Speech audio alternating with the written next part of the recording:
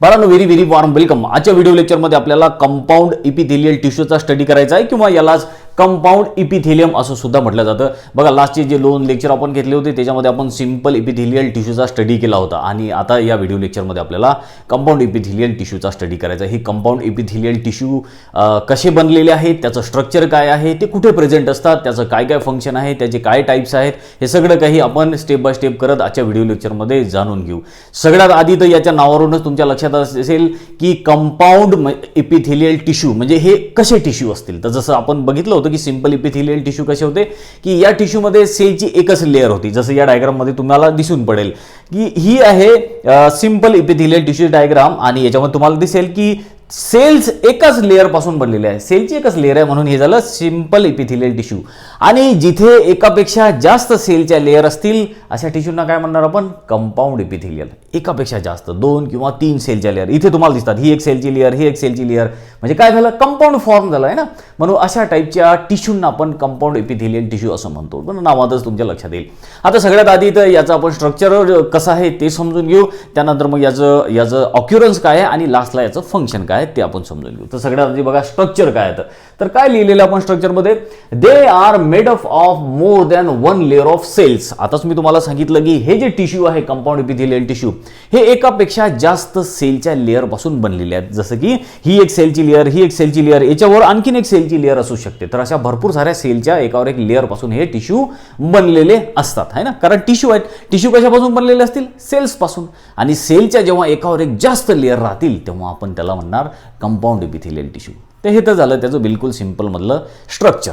आता त्याचा ऑक्युरन्स काय, कंपाऊंड इपिथेलियल टिश्यू हे तुम्हाला कुठे प्रेझेंट दिसतात आपल्या बॉडीमध्ये किंवा जे काही अदर ॲनिमल्स आहेत त्यांच्या बॉडीमध्ये कुठे कुठे प्रेझेंट आहे टिश्यू. तर सांगितलेलं आपल्याला ऑक्युरन्स काय, they cover the dry surface of the skin. आता ही जी स्किन आहे, स्किनचा जो ड्राय सरफेस आपला वरची समजा, तर तिथे हे कंपाऊंड इपिथेलियल टिश्यू प्रेझेंट असतात. ही आपली जी स्किन दिसते वरची ड्राय आहे ही सगळी, तर इथे हे टिश्यू प्रेझेंट आहेत. आणि रोजच्या रोज हे टिश्यू जे आहे आंघोळ केली आपण की बॉडीमधून बाहेर निघून जातात, है ना. तर असे हे टिश्यू आहेत. आणि त्याचबरोबर आता पुढे सांगितलेलं आहे the moist surface of buccal cavity. आपली जी बकल कॅव्हिटी आहे, ओरल कॅव्हिटी, तिचा मॉइस्ट सरफेस, त्या मॉइस्ट सरफेसमध्ये टिश्यू आहे. त्याचबरोबर फॅरिंग्स, हा घशामध्ये कंपाऊंड इपिथेलियल टिश्यू आहे. त्याचबरोबर inner lining of duct of salivary glands and pancreatic duct. तर सलायव्हरी ग्लँड्स आणि पॅन्क्रियाटिक डक्ट याची जी इनर लाइनिंग आहे त्या इनर लाइनिंगमध्ये हे टिश्यू प्रेझेंट असतात, कंपाऊंड इपिथेलियल टिश्यू. तर हे तर ऑक्युरन्स समजून घेतलं आपण याचं, ठीक आहे. आता आपण स्ट्रक्चर पण समजलो याचं कसं आहे, त्याचबरोबर आपल्याला याचं ऑक्युरन्स काय हे सुद्धा समजलं. आता आपल्याला याचं फंक्शन काय आहे, हे कसे फंक्शन करतात हे सुद्धा एकदा आपण याचा स्टडी करू, समजून घ्यायला. तर काय फंक्शन याचं, their main function is to provide protection against chemical and mechanical stress. सगळ्यात इम्पॉर्टंट फंक्शन काय याचं, प्रोटेक्शन करणे. कशापासून प्रोटेक्शन करणे, जे आपले टिश्यूज आहे बॉडीचे त्या टिश्यूवर जो केमिकलचा किंवा जो मेकॅनिकल ताण पडतो, म्हणजे जेव्हा टिश्यू असे ओढल्या जातात मेकॅनिकल, जसं असं समजा फॉर एक्झाम्पल आपला हात असा ताणला जाईल किंवा आपली बॉडी अशी ताणल्या जाईल, तेव्हा टिश्यूवर काय झालं, मेकॅनिकल स्ट्रेस आला, ताण आला. त्याचबरोबर केमिकल स्ट्रेस म्हणजे कोणता, की बॉडीमध्ये जे काही केमिकल्स तयार होत असतात सगळेच केमिकल, हार्मोन गिर्मोन सगळे असेल, तो सगळ्या केमिकलचा ताण सहन झाला पाहिजे. त्या केमिकलच्या ताणच्या त्या मेकॅनिकल जो स्ट्रेस येतो त्याच्या अगेन्स्टमध्ये बॉडीचं प्रोटेक्शन करणे हे या टिश्यूचं फंक्शन आहे. लक्षात आलं ना. त्यानंतर आता पुढे काय सांगितलेलं आहे, they have a limited role in secretion and absorption. आता बघा बाळांनो की इथे आपण नोटच केलेलं आहे की सगळ्यात इम्पॉर्टंट याचं फंक्शन आहे ते म्हणजे प्रोटेक्शन करणे. आणि याचा खूप लिमिटेड रोल आहे, खूप कमी काय रोल आहे याचा, limited role in secretion and absorption. Secretion आणि ॲब्झॉर्प्शनमध्ये हे टिश्यू बिलकुल कमी रोल प्ले करतात किंवा हे काम करतच नाहीत. जसं की आपण सिंपल इपिथेलियल टिश्यूबद्दल बघितलं की सिंपल इपिथेलियल टिश्यू हे सिक्रिशन पण करतात, ॲब्झॉर्प्शन पण करतात. जे सिंपल इपिथेलियल टिश्यू होते ते डिफरंट टाईपचे जे सबस्टन्स आहे बॉडीमधले ते सिक्रेट करतात, जसं की म्युकस असेल, सलायवा असेल, हार्मोन्स असेल, असे वेगळे सबस्टन्स सिक्रेट करायचं काम ते सिंपल इपिथेलियल टिश्यू करतात. पण हे जे कंपाऊंड इपिथेलियल टिश्यू आहे हे सिक्रिशन करत नाही, केलंय तर फार थोडंसंच करतात. त्याचबरोबर ॲब्झॉर्प्शनचं काम पण हे टिश्यू करत नाहीत. आपण बघितलं जे सिंपल इपिथेलियल टिश्यू होते ते ॲब्झॉर्प्शनचं पण काम करतात. आपण जे काही खाल्लेलं आहे ते सगळं न्यूट्रिएंट ॲब्झॉर्ब पण करून घेतात. पण कंपाऊंड इपिथेलियल टिश्यू हे दोन्ही कामं करत नाहीत, फार कमी यांचा रोल आहे. तर मग मेन रोल काय यांचा? तर मेन रोल यांचा तोच आहे प्रोटेक्शन करणे बॉडीचं. ठीक आहे. तर अशा तऱ्हेनं आपण हे जे कंपाऊंड इपिथेलियल टिश्यू आहे यांचं स्ट्रक्चर, ऑक्युरन्स आणि फंक्शन सुद्धा समजून घेतलं मॅडम. आता नेक्स्ट जो पॉईंट आहे तो म्हणजे हे जे कंपाऊंड इपिथेलियल टिश्यू आहेत हे दोन टाईपचे आपल्या बॉडीमध्ये प्रेझेंट आहेत. आपल्याला दोन टाईप याचे दिलेले आहे, आपल्या बुकमध्ये दिलेले आहे आणि आपण ते सगळं काही समजून घेऊ. कोणते याचे दोन टाईप? तर याचा फर्स्ट टाईप आहे स्ट्रॅटिफाईड इपिथेलियल टिश्यू किंवा याला स्ट्रॅटिफाईड इपिथेलियम असं सुद्धा म्हटलं जातं. आणि या टिश्यूचा जो सेकंड टाईप आहे तो आहे ट्रान्झिशनल इपिथेलियल टिश्यू किंवा ट्रान्झिशनल इपिथेलियम असं सुद्धा याला म्हटलं जातं. तर इथे तुमच्या लक्षात आलं असेल की कंपाऊंड इपिथेलियम असे दोन टाईपचे आहेत. तर आता हे जे दोन्ही टाईपचे टिश्यू आहेत स्ट्रॅटिफाईड इपिथेलियम आणि ट्रान्झिशनल इपिथेलियम हे याचं स्ट्रक्चर काय आहे, या दोघांचं ऑक्युरन्स काय आहे, हे कुठे सापडतात, त्याचबरोबर या दोन्ही टिश्यूचं फंक्शन काय आहे, हे सगळं काही आपण स्टेप बाय स्टेप करून समजून घेऊ. तर सगळ्यात आधी या कंपाऊंड इपिथेलियम टिश्यूचा जो फर्स्ट टाईप आहे तो आहे स्ट्रॅटिफाईड इपिथेलियल टिश्यू किंवा आपण याला स्ट्रॅटिफाईड इपिथेलियम म्हणतो. तर याच्याबद्दल आपण सगळं काही आधी समजून घेऊ, याच्याबद्दल सगळी माहिती आपण जाणून घेऊ. तर काय आहे सगळ्यात आधी? तर हे जे टिश्यू आहे बाळांनो याचं स्ट्रक्चर कशा प्रकारचं आहे याचं स्ट्रक्चर आपण समजू आणि मग नंतर याचं ऑक्युरन्स आणि फंक्शन सेम आपला जो पॅटर्न आहे टिश्यूमध्ये ठरलेला तशाच यांनी आपल्याला हे सगळं शिकायचं आहे, म्हणजे तुम्हाला चांगल्या तऱ्हेने ते लक्षात राहील. तर सगळ्यात आधी बघा की हे जे टिश्यू आहेत याचं स्ट्रक्चर कशा प्रकारचं आहे. तर याचं स्ट्रक्चर समजण्यासाठी आपल्या बुकमध्ये याची डायग्राम पण दिलेली आहे. ती डायग्राम तुम्ही बघा, थोडीशी कॉम्प्लेक्स ही डायग्राम आहे. तर या डायग्राममध्ये काही नावं वगैरे काहीच दिलेली नाही. तुम्हाला दिसते ही कंपाऊंड इपिथेलियल टिश्यूची ही डायग्राम इकडच्या साईडला. तर इथे तुम्हाला दिसते की भरपूर सारे एकावर एक सेलच्या लेयर्स आहेत. सगळ्यात खालची लेयर, त्याच्या वर आणखीन एक लेयर, त्यानंतर आणखीन एक ग्रीन कलरनी शो केलेली, त्यानंतर आणखीन व्हाईट कलरनी शो केलेली लेयर. अशा वेगळ्या वेगळ्या लेयर तुम्हाला टिश्यूच्या याच्यामध्ये सेलच्या लेयर दिसतात. आता या डायग्रामला नावं वगैरे काहीच दिलेलं नाही. आणखीन एक मी तुम्हाला डायग्राम दाखवेल, त्याच्यावरून तुमच्या आणखीन चांगलं क्लिअर होऊन जाईल. तर ही जी आपल्याला डायग्राम दाखवलेली आहे या बुकमध्ये आपल्याला सांगितलेली आहे, याच्यावरून काय स्ट्रक्चर सांगितलेलं आहे बघा. काय? Nucleus is present in stratum germinativum. आपल्याला ही जी फॉर एक्झाम्पल ही जी डायग्राम मी इथे बोर्डवर काढली, ही डायग्राम आपण स्ट्रॅटिफाईड इपिथेलियल टिश्यूची आहे असं कन्सिडर करू. ठीक आहे. आता याच्यामध्ये काय सांगितलेलं आहे की nucleus is present in stratum germinativum. ह्या ज्या आहेत ह्या सेलच्या टिश्यूच्या वेगळ्या वेगळ्या लेअर आहेत. जसं या लेअरला वेगळी नावं दिलेली आहे, या लेअरला वेगळं नाव दिलेले आहेत. आपण असं कन्सिडर करू की ही जी सगळ्यात खालची जी लेअर आहे याला नाव दिलेलं आहे ते म्हणजे स्ट्रॅटम जर्मिनेटिव्हम. लक्षात येते ना तुमच्या? सगळ्यात खालची जी सेलची लेअर आहे त्याचं नाव आहे स्ट्रॅटम जर्मिनेटिव्हम. आणि एक लक्षात घ्या आणखीन, जेव्हा जेव्हा स्ट्रॅटम हा वर्ड येईल तर याचं मिनिंग आहे, हा एक लॅटिन वर्ड आहे, याचं मिनिंग आहे लेवल, वेगळ्या वेगळ्या लेवल. जसं एक फर्स्ट लेवल, दुसरी लेवल, तिसरी लेवल. आता याच्यामध्ये जसं तुम्हाला दिसेल की ही सेलची एक लेअर स्ट्रॅटम, हा दुसरा स्ट्रॅटम, आणखीन एक सेलची लेअर असली तर आणखीन एक स्ट्रॅटम स्ट्रॅटम स्ट्रॅटम, म्हणजे लेवल, वेगळ्या वेगळ्या लेवल. त्याच्यापैकी जे स्ट्रॅटम जर्मिनेटिव्हम ही लेअर आहे आपण कन्सिडर करू की सगळ्यात खालची लेअर, कारण डायग्राममध्ये काही क्लिअर सांगितलेलं नाही. सगळ्यात खालची जी लेअर आहे स्ट्रॅटम जर्मिनेटिव्हम, त्या स्ट्रॅटम जर्मिनेटिव्हम मध्ये न्यूक्लियस इज प्रेझेंट. न्यूक्लियस आहे असं सांगितलं, आपण इथे न्यूक्लियस पण दाखवलं. ठीक आहे. त्यानंतर आता बघा की cells at a free surface become flat and lack nucleus called stratum corneum. आता एक लेअर तर बघितली आपण या टिश्यूची, कोणती? Stratum germinativum. त्याच्यावर आणखीन एक लेअर आहे आणि त्या लेअरला काय म्हटलं? Stratum corneum. स्ट्रॅटम म्हणजे समजलं ना लेवल, आणि त्या वरच्या लेवलला काय नाव आहे? कॉर्नियम. लक्षात ठेवा, खालची स्ट्रॅटम जर्मिनेटिव्हम आणि वरची स्ट्रॅटम कॉर्नियम. तर खालच्या याच्यामध्ये न्यूक्लियस आहे, वरच्या याच्यामध्ये न्यूक्लियस नाही असं आपल्याला सांगितलेलं आहे या टिश्यूबद्दल. ठीक आहे. तर आता ही या डायग्राममध्ये तर आपल्याला काही व्यवस्थित दिसत नाही, काही नावं दिलेले नाही आहेत. ठीक आहे. आणि एवढंच सांगितलं आहे, जास्त डिटेलही आपण याचा अभ्यास करू शकत नाही. पण तरी तुम्हाला समजण्यासाठी ही जी तुमच्या समोर एक डायग्राम येईल, या डायग्राममध्ये तुम्ही बघा एक अशा 2-3 तुम्हाला डायग्राम मी दाखवतो, त्याच्यावरून तुम्हाला हे जे टिश्यू आहेत स्ट्रॅटिफाईड इपिथेलियम त्याच्याबद्दल आणखी तुम्हाला आयडिया क्लिअर होतील की स्ट्रॅटम जर्मिनेटिव्हम काय आहे, स्ट्रॅटम कॉर्नियम काय आहे. आपल्या स्किनच्या ह्या जे वरची लेअर आहे ना बाळांनो, याच्यामध्ये 2-4 अशा लेअर आपल्याला दिसतात. स्किन भलेही वरच्या लेअरची आहे, एकाच लेअरपासून बनलेली आहे, इपिडर्मिस पासून. पण याच्यामध्ये सुद्धा वेगळ्या वेगळ्या अशा लेअर आपल्याला प्रेझेंट दिसतात, त्यातल्या ज्या काही लेअर आहेत. तर अशा तऱ्हेनं हे जे टिश्यू आहेत या टिश्यूचं हे आपण स्ट्रक्चर समजून घेतलेलं आहे. त्यानंतर आता याचा ऑक्युरन्स, हे जे स्ट्रॅटिफाईड इपिथेलियल टिश्यू आहेत हे कुठे प्रेझेंट आहे, ऑक्युरन्स काय सांगितले आपल्याला, इपिडर्मिस ऑफ स्किन. स्किनचा जो इपिडर्मिस आहे सगळ्यात वरची लेअर, आपल्या स्किनचे 2 लेअर आहे मेनली, एक आहे डर्मिस आणि त्याच्यावर आहे इपिडर्मिस. तर सगळ्यात वरची लेअर आहे स्किनची इपिडर्मिस, त्याच्या खाली आहे डर्मिस. तर जो इपिडर्मिस आहे तो इपिडर्मिस कोणत्या टिश्यू पासून बनलेला आहे, तो बनलेला आहे स्ट्रॅटिफाईड इपिथेलियल टिश्यू पासून. लक्षात आलं ना, हे जे वरची लेअर आहे ती स्ट्रॅटिफाईड इपिथेलियल टिश्यूची आहे आपल्या, ते लक्षात ठेवायचं. त्याचबरोबर पुढे सांगितलेलं आहे इसोफेगस. आपला जो इसोफेगस आहे त्या इसोफेगसमध्ये पण हे स्ट्रॅटिफाईड इपिथेलियल टिश्यू आहेत. त्याचबरोबर कॉर्निया डोळ्याचा आहे ना, त्याच्यामध्ये पण हे टिश्यू आहेत. त्याचबरोबर व्हजायना मुलींमध्ये किंवा फिमेलमध्ये, त्याच्यामध्ये सुद्धा हे स्ट्रॅटिफाईड इपिथेलियल टिश्यू आहे. त्याचबरोबर रेक्टम जो आहे आपल्या लार्ज इंटेस्टाईनचा लास्ट वाला पार्ट, त्याच्यामध्ये सुद्धा हे टिश्यू प्रेझेंट असतात. ठीक आहे, तर हे तर बघितलं आपण याच्या ऑक्युरन्सबद्दल, कुठे कुठे प्रेझेंट दिसतात आपल्याला. आता लास्ट वाला आहे की याचं फंक्शन काय आहे. तर फंक्शन बिलकुल एकच दिलेलं आहे वर्डमध्ये आपल्याला, आणि ते सांगितलेलं आहे प्रोटेक्शन. जे काही हे टिश्यू असतील या सगळ्यांचं हे प्रोटेक्शन करणे, आपल्या बॉडीचे जे काही पार्ट असतील त्या सगळ्या पार्टचं प्रोटेक्शन करणे. जसं स्किनची वरची लेअर आहे, स्किनची वरची लेअर कशापासून बनलेली आहे, स्ट्रॅटिफाईड इपिथेलियम पासून, आणि ही लेअर काय करते, आपल्या बॉडीचं संरक्षण करते. तर प्रोटेक्शन करणे हेच या टिश्यूचं काम आहे, बाकी अदर काही काम नाही. त्यानंतर आता आणखीन एक कंपाऊंड इपिथेलियल टिश्यूचा टाईप जो आहे तो म्हणजे ट्रान्झिशनल इपिथेलियल टिश्यू, किंवा आपण याला ट्रान्झिशनल इपिथेलियम म्हणतो. तर हे सुद्धा टिश्यू, याचं स्ट्रक्चर, ऑक्युरन्स आणि फंक्शनल समजून घेऊ. त्याच्या अगोदर हे सगळं मी पुसून टाकतो एकदा.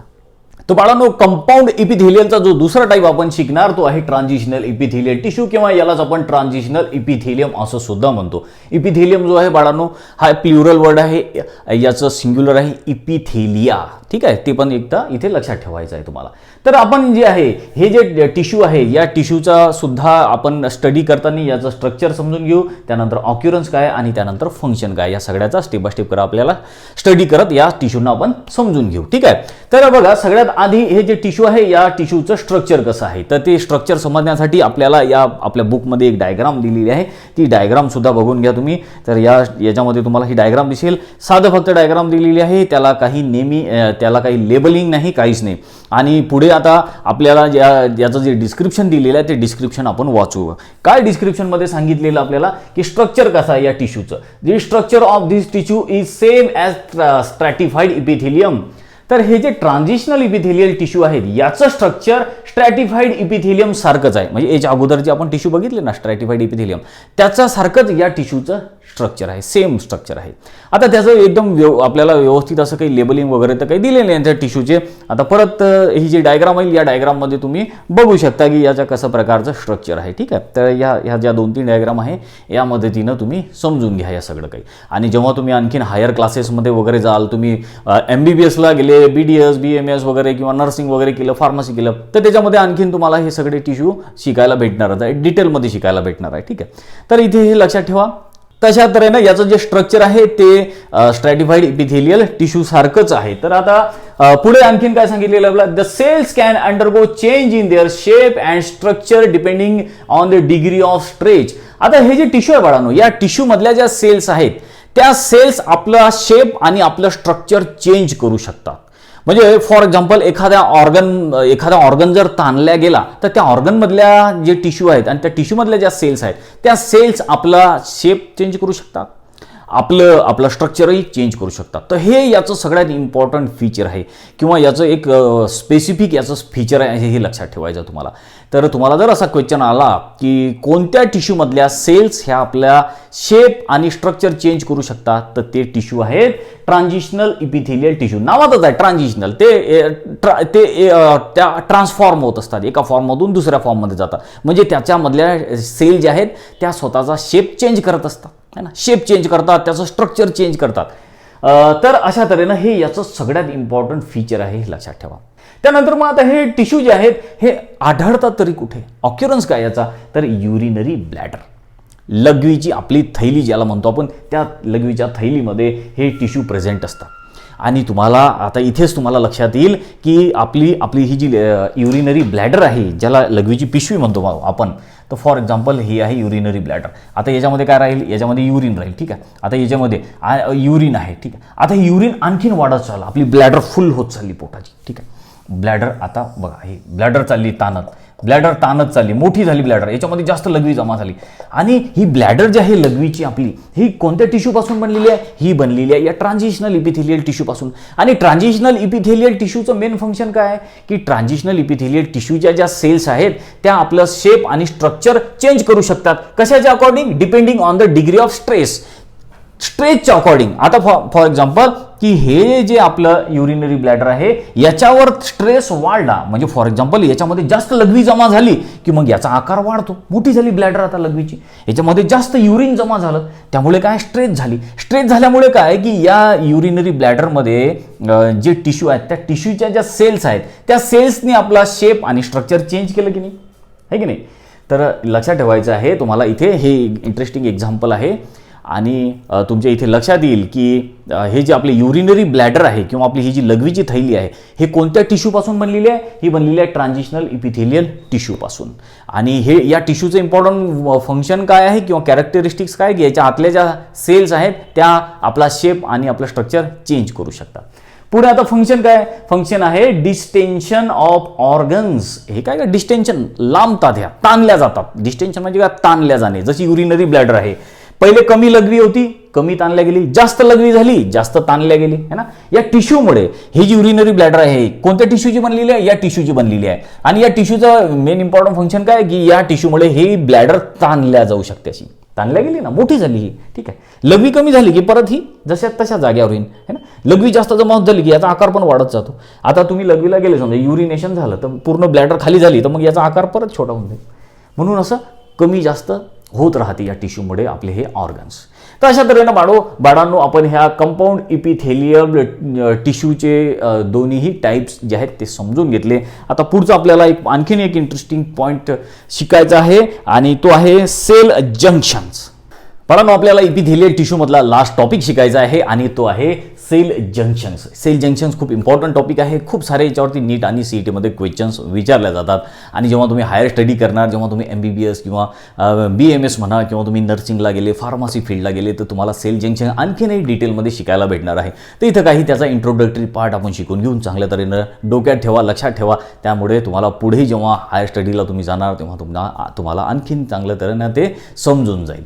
तर जंक्शन्स हा वर्ड जो आहे बाळांनो तुम्ही बऱ्याचदा ऐकत असता, वाचत असता. जंक्शन्स म्हणजे काय, जेव्हा दोन गोष्टी वेगळ्या वेगळ्या एकत्र येतात आपण त्याला जंक्शन्स असं म्हणतो. जेव्हा तुम्ही रेल्वे स्टेशनवर वगैरे जाता तिथे तुम्हाला हा वर्ड जास्त करून कॉमन ऐकायला भेटतो.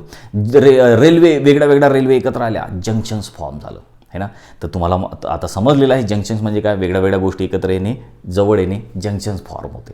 आता सेल जंक्शन्स म्हटलेलं आहे, काय सांगितलेलं आहे, सेल जंक्शन्स. सेल जंक्शन्स म्हणजे काय, जेव्हा दोन सेल एकत्र येतील, एकमेकाला जुळतील, काय फॉर्म होईल, सेल जंक्शन्स फॉर्म होईल, है ना. किती सिंपल आहे.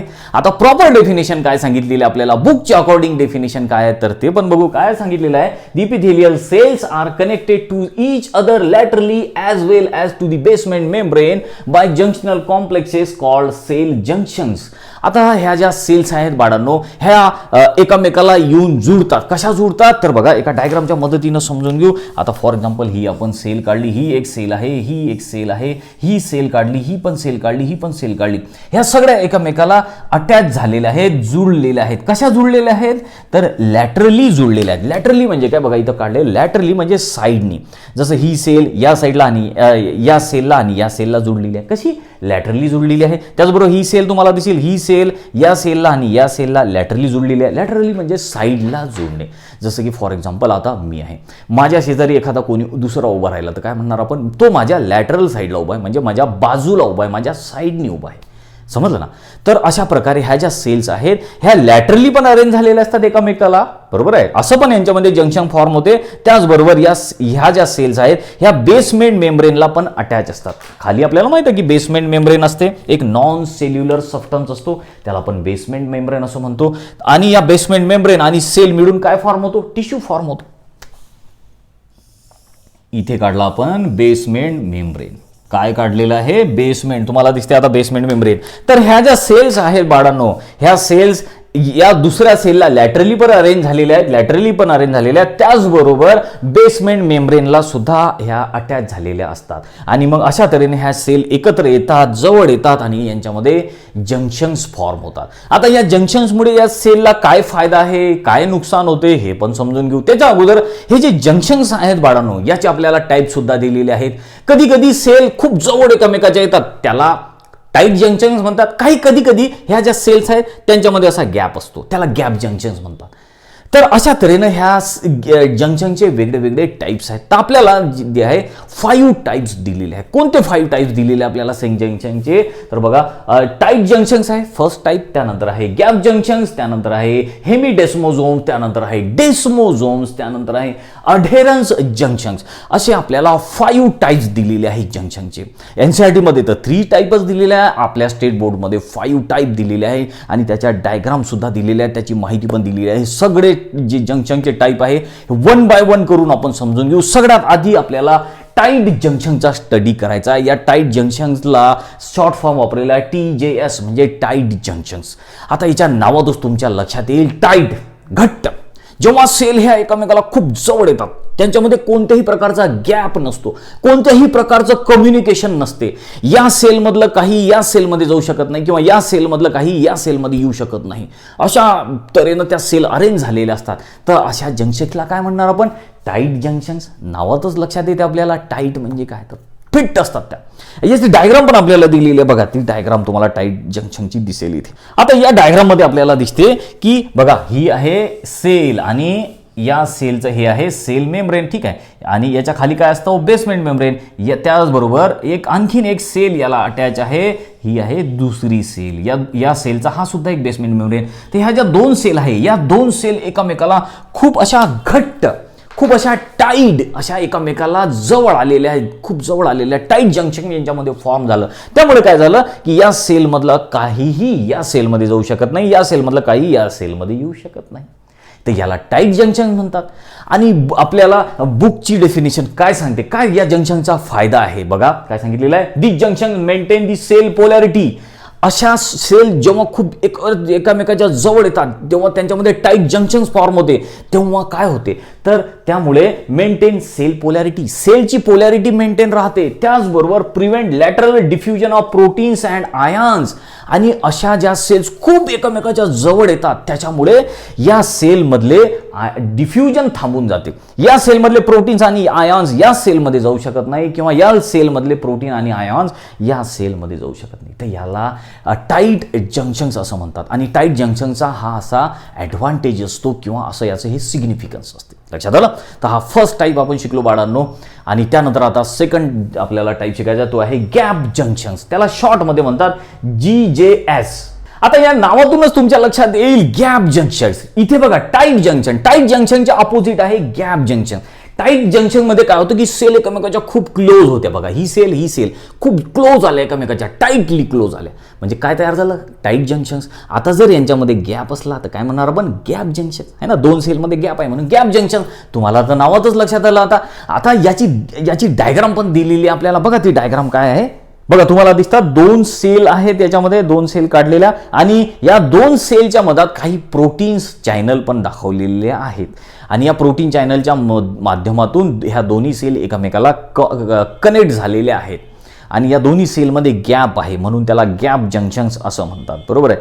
तर ही आणखीन एक डायग्राम येईल तुमच्या समोर. या डायग्रामच्या मदतीनं तुम्ही हे सगळं काही समजून घ्या. बघा आता ही आणखीन ही जी डायग्राम आहे, या डायग्राममध्ये तो तुम्हाला सगळे जंक्शन्स बघायला भेटतील. या डायग्राममध्ये सगळं सांगितलेलं आहे. टाईट जंक्शन्स कोणता आहे, त्याचबरोबर गॅप जंक्शन्स कोणता आहे, डेस्मोझोम जंक्शन्स कोणता आहे, ॲडेरन्स जंक्शन्स कोणता आहे, हे सगळे जंक्शन या डायग्राममधून तुम्हाला शिकायला भेटतील. आता बघा की काय सांगितलेलं आहे. गॅप जंक्शन्स म्हणजे की आता ही एक सेल आहे, ठीक आहे, ही एक सेल आहे, याचा सेल मेम्ब्रेन आहे. त्याचबरोबर ही एक दुसरी सेल आहे, ठीक आहे, ही याचं सेल मेम्ब्रेन आहे. आता या 2 सेलमध्ये आहे गॅप, पण तरी या दोन्ही सेल एकमेकाला कम्युनिकेट करू शकतात, कारण की यांच्यामध्ये आपल्याला दाखवलेले आहेत काही काय जंक्शनल कॉम्प्लेक्सेस. काय आहे? जंक्शनल कॉम्प्लेक्सेस आहेत. हे बनलेले असतात जंक्शनल कॉम्प्लेक्सेस प्रोटीनचे बनलेले असतात. कशाचे? प्रोटीनचे बनलेले असतात. प्रोटीन चॅनल म्हणू आपण याला. बरोबर आहे. आता फॉर एक्झाम्पल की या सेलमधलं काही पण या सेलमध्ये जाऊ शकते. कुठून? या जंक्शनल कॉम्प्लेक्समधून. है ना, किंवा हे प्रोटीन चॅनलमधून किंवा या सेलमधलं इकडे किंवा या सेलमधलं इकडे पण येऊ शकते काही पण. याला आपण गॅप जंक्शन असं म्हणतो. सिंपल आहे, सेलमध्ये गॅप आहे म्हणून गॅप जंक्शन फॉर्म झालं. काय सांगितलेलं आता डायग्राम पण आपण बघितली. आता प्रॉपर काय सांगितलेलं आपल्याला बघा, या जंक्शनचा काय फायदा होतो. This inter cellular connection. Inter cellular म्हणजे काय, इंटर म्हणजे मध्ये, मिडल, आणि सेल्युलर म्हणजे सेलच्या मधात, दोन सेलमध्ये असलेलं कनेक्शन इंटर सेल्युलर म्हणतात त्याला. Intercellular connection allow passage of ions and small molecules between cells as well as exchange of chemical message between cells. आता या गॅप जंक्शन मुळे काय झालं बघा, टाईट जंक्शन्समुळे काही इकडचं इकडे किंवा इकडचं इकडे जाऊ शकत नाही. पण गॅप जंक्शनचं तसं नाही. गॅप जंक्शनमुळे इकडले सगळे आयन्स मॉलिक्यूल इकडे जाऊ शकतात, इकडचे सगळे आयन्स मॉलिक्यूल जे काय असेल इकडे ते या सेलमध्ये येऊ शकतात. तर हा या गॅप जंक्शनचा एक बेनिफिट आहे. त्यानंतर आता नेक्स्ट जंक्शन आणखीन शिकायचं आपल्याला, अढेरन्स जंक्शन्स काय आहे. तर हे आधी मी पुसून टाकतो, मग आपण अढेरन्स जंक्शन समजून घेऊ. बाळांनो, सेल जंक्शनचा नेक्स्ट टाईप आहे तो आहे ॲढेरन्स जंक्शन, ज्याला शॉर्टमध्ये AJS म्हणून ओळखले जाते. आता इथे नावातच तुमच्या लक्षात येईल ॲढेरन्स. ॲढेर म्हणजे काय, चिपकणे, एकमेकाला चिपकणे. आता इथे सेल जे आहे ते एकमेकाला चिपकलेले असते. टाईट जंक्शन सारखं नाही, त्यांच्यामध्ये थोडासा गॅप असेल, त्याच्यापासून हे प्रोटीन्स फॉर्म होतील. तर त्याची पहिले डायग्राम बघा तुम्ही, आपल्या बुकमध्ये ती डायग्राम दिलेली आहे, त्याच्या मदतीने तुम्हाला आणखीन लक्षात येईल काय. तर बघा, या ॲढेरन्स जंक्शन्समध्ये काय आपल्याला दिसेल की फॉर एक्झाम्पल ही एक सेल आहे, ठीक आहे, ही एक सेल आहे, आणि या दोन सेलमुळे काय फॉर्म झालेलं आहे, जंक्शन्स फॉर्म झालेलं आहे, ठीक आहे. आता या सेल आणि या सेलमध्ये जे आहे हे कनेक्शन आहे. कसं कनेक्शन आहे, ही सेल या सेलला या प्रोटीनमुळे अटॅच झालेली आहे, आणि हे प्रोटीन जे आहे या सायटोप्लाझमला जोडलेलं आहे. आता हे काय दिसते, हे आहेत प्रोटीन काढलेले, ठीक आहे. यांना ॲक्टिन म्हणून ओळखलं जाते. काय म्हणतात यांना ॲक्टिन. तर अशा तऱ्हेनं ह्या दोन सेल ज्या आहेत यांच्यामध्ये कम्युनिकेशन आहे. ह्या दोन्ही सेल एकमेकाला या प्रोटीनमुळे जोडलेल्या आहेत. या प्रोटीनचं इथे कॉम्प्लेक्स फॉर्म झालेलं आहे, आणि जे कॉम्प्लेक्स फॉर्म झालेलं आहे प्रोटीनचं त्यांना आपण ॲढेरन्स जंक्शन्स असं म्हणतो. आता या प्रोटीनच्या कॉम्प्लेक्सचा काही फायदा सुद्धा आहे. आता काय सांगितलेलं आहे आपल्याला या ॲढेरन्स जंक्शन बद्दल ते सुद्धा वाचून घेऊ. बघा काय सांगितलेलं आहे, it is involve in various signalling pathway. हे जे जंक्शन्स आहे या जंक्शनचा काय फायदा आहे, तर हे जे जंक्शन आहे हे इन्व्हॉल्व होते कशामध्ये, व्हेरियस सिग्नलिंग पाथवे, सिग्नल पोहोचवायसाठी. फॉर एक्झाम्पल की आता इथून एखादा सिग्नल ब्रेन पर्यंत पोहोचवायचा, तर कसा पोहोचेल, सेलमधून पोहोचेल. फॉर एक्झाम्पल या सेलमधून जर सिग्नल या सेलमध्ये पोहोचवायचा तर कसा पोहोचेल, या प्रोटीन कॉम्प्लेक्समुळे. बघा इथे काय काढलेलं आहे, प्रोटीन कॉम्प्लेक्समुळे. अशा तऱ्हेनं हा जो इथला मेसेज आहे हा पुढे या सेलमध्ये, या सेलमधून आणखीन पुढच्या सेलमध्ये, आणखीन पुढच्या सेलमध्ये जाईल. तर अशा तऱ्हेनं हे जे जंक्शन्स आहे हे इथे कामात पडत असतात, है ना. तर हे असा मेसेज पुढे सरकत राहतो जंक्शन्समुळे. तर आणखीन काय सांगितलेलं आपल्याला, signalling pathway and transcriptional regulation. आता ट्रान्सक्रिप्शनल रेग्युलेशन हा जो वर्ड आहे हा मॉलिक्युलर बायोलॉजीमध्ये वापरला जातो. DNA RNAचा तुम्ही स्टडी करसाल तेव्हा ट्रान्सक्रिप्शनल RNA म्हणजे DNA पासून RNA वगैरे तयार व्हायसाठी सुद्धा आपल्याला हे जे जंक्शन्स आहे हे कामात पडते, ठीक आहे. तर असा हा जो सेल जंक्शन्स आहे याचा हा आपण टाईप समजून घेतला. त्यानंतर आणखीन एक पुढचा टाईप आहे याचा, तो म्हणजे डेस्मोझोम्स. आता डेस्मोझोम्स याला शॉर्टमध्ये DS म्हणून ओळखले जाते. आता डेस्मोझोमची सुद्धा आपल्याला एक डायग्राम दिलेली आहे, ती डायग्राम आधी समजून घेऊ आणि मग याचं जे डिस्क्रिप्शन दिलेलं आहे ते डिस्क्रिप्शन आपण वाचू. आता तुम्हाला इथे ही डायग्राम दिसेल बघा. ही डायग्राम तर इथे व्यवस्थित तुमच्या लक्षात येणार नाही. ह्या दोन सेल आहेत आणि त्या सेलच्या मधात आहे हा एक प्रोटीन ज्याला म्हटलं डेस्मोझोम्स. आता इथे आपण परत एकदा ही डायग्राम काढून बघू की फॉर एक्झाम्पल की बघा ही एक सेल काढली आपण, ठीक आहे. या सेलचा हा आहे प्लाझ्मा मेम्ब्रेन सेलचं न्यूक्लियस वगैरे पण काढलं. त्यानंतर याच्या शेजारी आपण आणखीन एक सेल काढलेली आहे, ठीक आहे. ही न्यूक्लियस आहे. आता या सेल आणि या सेलच्या मधात एक जंक्शन फॉर्म झालेला आहे. या सेल आणि या सेलच्या मधात एक प्रोटीन आहे, ठीक आहे. हा आहे प्रोटीन, आणि या प्रोटीनलाच डेस्मोझोम्स म्हणून ओळखले जाते. काय म्हटलं जाते, डेस्मोझोम. या प्रोटीनमुळे ह्या दोन्ही सेल एकामेकाला कनेक्ट झालेल्या जुळलेल्या आपल्याला दिसतात, ठीक आहे. तर अशा तऱ्हेने मी हे बिलकुल सिंपल पद्धतीने तुम्हाला सांगितलं. आपल्या बुकमध्ये पण तसंच दिलेलं आहे बघा. तुम्हाला दिसेल की मधात काय, मधात आहे डेस्मोझोम्स. दोन सेल आहेत या दोन्ही सेलच्या मधात एक प्रोटीन आहे, त्याला डेस्मोझोम्स म्हणतात, ठीक आहे. त्या डेस्मोझोमचा काय फायदा आहे, या दोन सेलमध्ये जे मधात प्रोटीन आहे त्या प्रोटीनमुळे या दोन सेलला काय फायदा होतो किंवा त्या टिश्यूंना काय फायदा होते हे पण आपण समजून घेऊ. तर तुमच्या लक्षात आलं ना. तर या सेलच्या मधात जे प्रोटीन आहे त्याला म्हटलं डेस्मोझोम्स, आणि या डेस्मोझोमचा काय फायदा आहे किंवा याचा काय सिग्निफिकन्स आहे ते पण वाचून घेऊ. काय सांगितलेलं आपल्याला, these provide mechanical strength to epithelial tissue. आता हे काय करतात, डेस्मोझोम्स एपिथेलियल टिश्यू जे आहेत त्यांना मेकॅनिकल स्ट्रेंथ प्रोव्हाइड करायचं काम करतात. कारण या सेलच्या मधात काय हे प्रोटीन्स, या प्रोटीन हे ताणल्या जातात चांगले हे प्रोटीन्स, त्याच्यामुळे ह्या सेल मजबूत राहतात, हे टिश्यू मजबूत राहतात, त्यांना मेकॅनिकल स्ट्रेंथ भेटते. लक्षात आलं ना. त्याचबरोबर पुढे काय सांगितलेलं, cardiac muscles and meninges. Cardiac मसलचं नेहमी काम आहे, आपल्या हार्टमध्ये ज्या मसल आहेत त्यांना कार्डियाक मसल म्हणतात, त्या अशा नेहमी बीट पडत असतात. आपल्या बॉडीतल्या सगळ्यात इफेक्टिव्ह मसल्स आहेत ह्या सुद्धा लक्षात ठेवा तुम्ही. तर या कार्डियाक मसल्समध्ये सुद्धा डेस्मोझोम्स असतात आणि या डेस्मोझोम्समुळेच आपली ही जी हार्ट आहे हे चांगल्या तऱ्हेनं असं पंप होऊ शकते. त्याचबरोबर जे मेनिंजेस, ब्रेनच्या आजूबाजूचा जो पार्ट आहे त्याला मेनिंजेस म्हणतात. तर या ठिकाणी हे सगळे जंक्शन्स प्रेझेंट असतात किंवा हे प्रोटीन प्रेझेंट असतात, त्यांना डेस्मोझोम्स म्हटलं जातं. आणि आता लास्टवाला सेल जंक्शनचा टाईप आपल्याला दिलेला आहे हेमीडेस्मोझोम्स, HDS म्हणून ओळखल्या जातात त्याला. आता याची सुद्धा एक डायग्राम दिलेली आहे तुम्हाला, बघा काय सांगितलेलं आहे, बघा ही डायग्राम तुम्हाला दिसेल. आता ही आहे वरती पहा सेल, खाली आहे सेल मेम्ब्रेन आणि त्या सेल मेम्ब्रेनला काही प्रोटीनमुळे अटॅच झालेले आहे. ठीक आहे. आता इथे आणखीन एक मी डायग्राम काढतो आणि तुम्हाला एकदम सिंपल याने तुम्हाला समजून सांगतो. बघा काय सांगितलं आपल्याला, हेमीडेस्मोझोम्स म्हणजे काय की आपल्याला सांगितलेलं आहे की ही फॉर एक्झाम्पल ही आहे सेल. ठीक आहे, ही सेल काढली आपण, याचं हे न्यूक्लियस काढलं आणि ही सेल जी आहे या बेसमेंट मेम्ब्रेनला खाली अटॅच झालेली आहे. तर काढलेला आपण इथे बेसमेंट मेम्ब्रेन आणि हे बेसमेंट मेम्ब्रेन आणि या सेल मेम्ब्रेनच्या मधात आहेत प्रोटीन्स. काय आहेत? प्रोटीन्स आहेत. या प्रोटीनमुळे काय झालं की हे सेल आणि ही जे बेसमेंट मेम्ब्रेन आहे हे खूप एकमेकाला टाईट अटॅच झालेले आहेत. लक्षात आलं ना. ही सेल या बेसमेंट मेम्ब्रेनला एकदम टाईट अटॅच झालेली आहे. कोणामुळे टाईटली अटॅच झालेली आहे? या प्रोटीन्समुळे. आणि या सेलमध्ये आणि या बेसमेंट मेम्ब्रेनमध्ये जे प्रोटीन्स आहेत त्यांना म्हटलं जातं हेमीडेस्मोझोम्स, HDS. लक्षात आलं ना तुम्हाला याचं स्ट्रक्चर. त्यानंतर आता याच्याबद्दल काय माहिती दिलेली आहे आपल्याला, या हेमीडेस्मोझोमचा काय फायदा होतो सेलला, टिश्यूला, आता सांगितलेलं आपल्याला, allow the cell to strongly adhere to the underlying basement membrane.